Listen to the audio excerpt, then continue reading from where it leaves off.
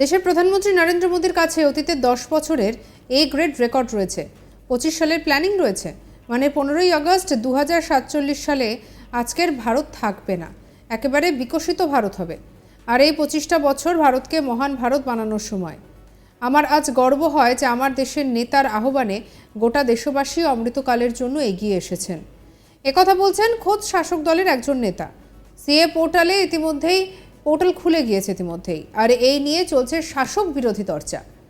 বিরোধীদের একটা অংশের দাবি যে ধর্মের নিরিখে নাগরিকত্ব দেবে ভারত সরকার।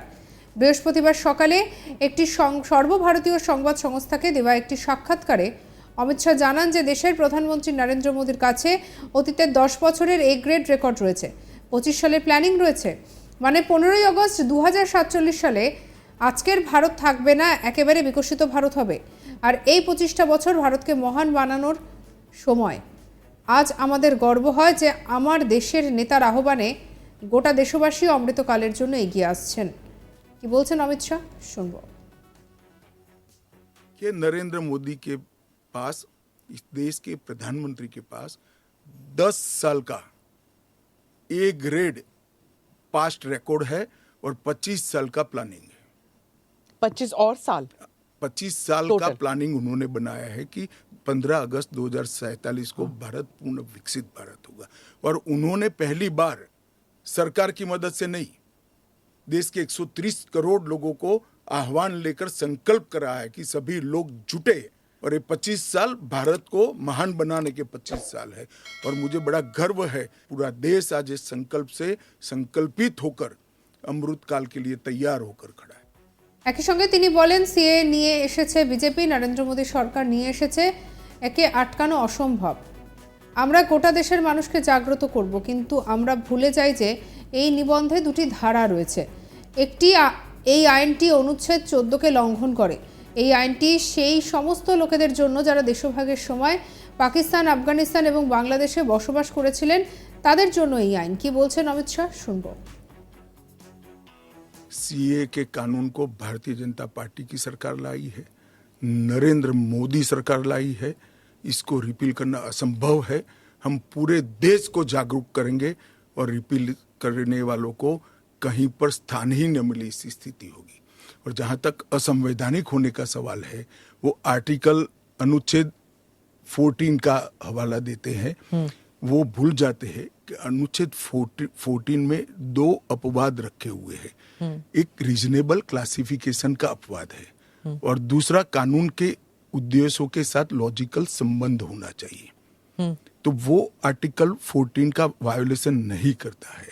इसमें रीजनेबल क्लासिफिकेशन बहुत स्पष्ट है कि जिन लोगों पर भारत के पुराने हिस्सों में आज वो विभाजन के कारण देश से कटे हैं, अफगानिस्तान, पाकिस्तान और बांग्लादेश में, जिन लोगों पर धार्मिक प्रताड़ना होने के कारण जो भारत की शरण में आए हैं, उसके लिए एक कानून है।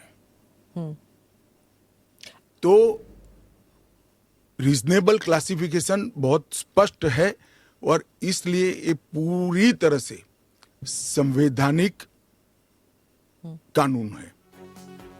অমিত শাহ স্পষ্টত জানান যে সিএ আইন কখনোই সরানো হবে না, আর এটা ভারতের বিষয়, এটা নিয়ে কখনোই আপোষ করা হবে না। কেন্দ্রীয় স্বরাষ্ট্রমন্ত্রী অমিত শাহ কি বলছেন, শুনবো। जैसे सीए को इतना वक्त लगा, जिस तरह फार्म लॉज को रोल बैक किया गया क्योंकि सच अ लॉट ऑफ बैकलैश, तो क्या अगर इंटरनेशनल प्रेस में आने लगे और अगर यहाँ पर सड़कों पर लोग उतर आए, तो क्या ये भी वापस ले लिया जाएगा? देखिए, सीए का कानून कभी वापस नहीं जाएगा, और भारत की नागरिकता सुनिश्चित करना ये भारत का विषय है, भारत की संप्रभुता का निर्णय है। इसके साथ हम कोई कॉम्प्रोमाइज नहीं कर सकते। অর্থাৎ এই সমস্ত কিছু থেকে একটা বিষয় বলা যায় যে সিএ নিয়ে যে লাগাতার যে নানা ধরনের কথা সামনে আসছে, যে মানুষজন বুঝতে পারছেন না যে সিএতে কাদের সুবিধা কাদের অসুবিধা, কিভাবে অ্যাপ্লাই করবেন বা কিছু, সেই সমস্ত কিছুই যেন পরিষ্কার করে বোঝানোর চেষ্টা করেছেন অমিত শাহ। দেশের প্রধানমন্ত্রী নরেন্দ্র মোদীর কাছে অতীতে 10 বছরের এই গ্রেড রেকর্ড রয়েছে, 25 সালের প্ল্যানিং রয়েছে, মানে 15ই আগস্ট 2047 সালে আজকের ভারত থাকবে না, একেবারে বিকশিত ভারত হবে, বলছেন অমিত শাহ। কি বলছেন, শুনবো। देखिए, नरेंद्र मोदी के पास, इस देश के प्रधानमंत्री के पास 10 साल का ए ग्रेड पास्ट रिकॉर्ड है और 25 साल का प्लानिंग है। 25 और साल 25 साल का Total. प्लानिंग उन्होंने बनाया है कि 15 अगस्त 2047 को भारत पूर्ण विकसित भारत होगा। और उन्होंने पहली बार सरकार की मदद से नहीं, देश के 130 करोड़ लोगों को आह्वान लेकर संकल्प करा है कि सभी लोग जुटे, और ये 25 साल भारत को महान बनाने के 25 साल है। और मुझे बड़ा गर्व है, पूरा देश आज इस संकल्प से संकल्पित होकर अमृत काल के लिए तैयार होकर खड़ा है।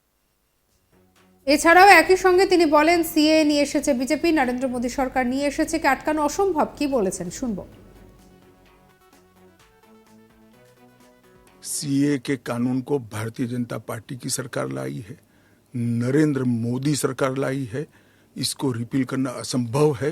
हम पूरे देश को जागरूक करेंगे और रिपील करने वालों को कहीं पर स्थान ही न मिले, इस स्थिति होगी। और जहां तक असंवैधानिक होने का सवाल है, वो आर्टिकल अनुच्छेद 14 का हवाला देते हैं। वो भूल जाते हैं कि अनुच्छेद 14 में 2 अपवाद रखे हुए हैं। एक रीजनेबल क्लासिफिकेशन का अपवाद है और दूसरा कानून के उद्देश्यों के साथ लॉजिकल संबंध होना चाहिए। तो वो आर्टिकल 14 का वायोलेशन नहीं करता है। इसमें रीजनेबल क्लासिफिकेशन बहुत स्पष्ट है कि जिन लोगों पर भारत के पुराने हिस्सों में आज वो विभाजन के कारण देश से कटे हैं, अफगानिस्तान, पाकिस्तान और बांग्लादेश में, जिन लोगों पर धार्मिक प्रताड़ना होने के कारण जो भारत की शरण में आए हैं, उसके लिए एक कानून है।